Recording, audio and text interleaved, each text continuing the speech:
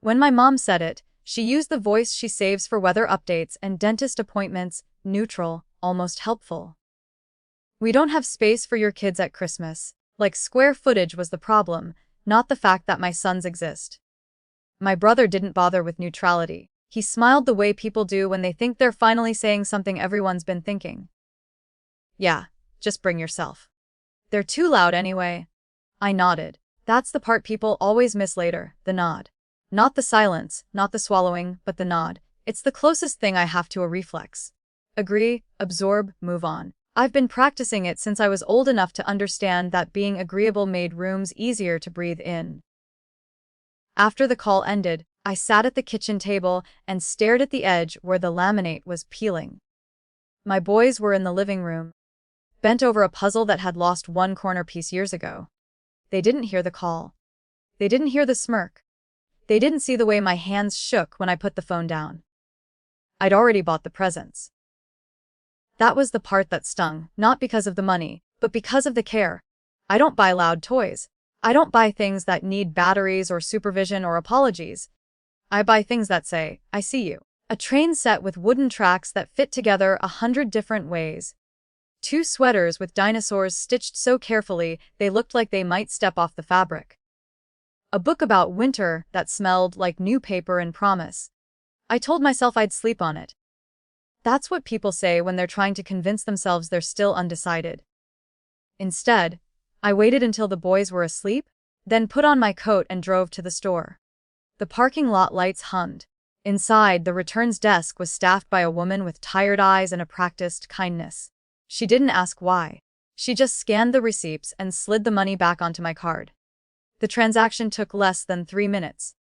The calm of it surprised me. I'd expected my chest to crack open, some cinematic release. Instead, it felt like filing paperwork. Necessary. Clean. On the drive home, I rehearsed nothing. No speeches, no explanations. Just the road and the quiet and the sense that something had shifted, not loudly, but for good. Morning came early. At 7:10 a.m., my phone buzzed on the nightstand. I knew before I looked. Duetret Cossens. Tred car. No greeting. No question mark. Just urgency and accusation wrapped together, like they always are. I sat up and let the message sit there for a moment, glowing. In the living room, my boys were still asleep, their breathing a steady, unbothered rhythm. I thought about how often I'd translated for my family, softening words, filling in gaps, making their intentions sound kinder than they were. I thought about how often I'd been told I was too sensitive. When I'd asked for something basic, I returned them. That was it. No emoji. No explanation. 3 dots appeared, disappeared. Appeared again. My sister called. I didn't answer. She texted instead, the words tumbling over each other. What do you mean you returned them? You can't do that. Mom already told the kids you got them something. They're asking. This isn't fair. Fair. The word felt heavy, like it had been sitting in a drawer unused and suddenly someone wanted to wield it. I replied, you said there wasn't space for my kids. I assumed that included their things. A minute passed. Then my mom called. I answered that one, mostly because I was curious which voice she'd choose. She started with the authority voice. This is unnecessary. Christmas isn't about punishing children. I agree, I said. My voice sounded steadier than I felt. That's why I didn't bring them into a house where they aren't welcome. There was a pause. I could hear movement on her end, plates, chairs, the low murmur of other people. Christmas happening without us. You're being dramatic, she said finally, switching tactics. You know how your brother is. I do, I said. And now you know how I am? Another pause. Longer this time. Can't you just drop something off? She asked, the authority thinning into something more negotiable. The kids are upset. I looked at my sons, now awake, hair sticking up, blinking at the morning like it hadn't wronged them.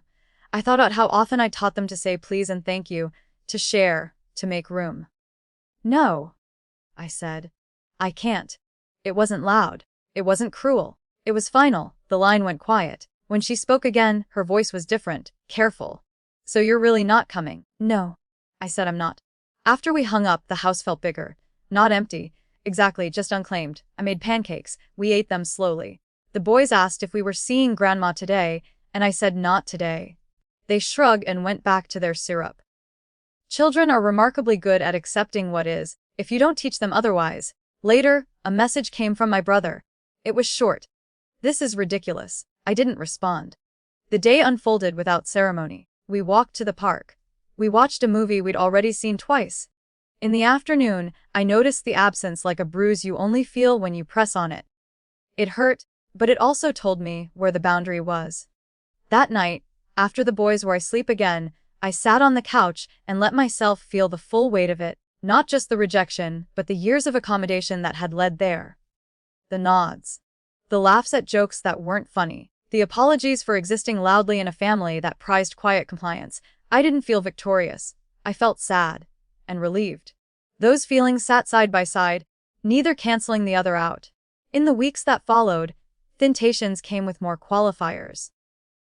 Conversations were careful. No one apologized outright. No one asked me to reconsider. The authority that had intervened that morning didn't push again. They'd seen the line and understood, finally, that it held. Sometimes my sister still mentions the Christmas incident, the way people talk about bad weather, an unfortunate thing that happened, no one's fault. I let it pass. I'm done translating. The toys never came back into my house.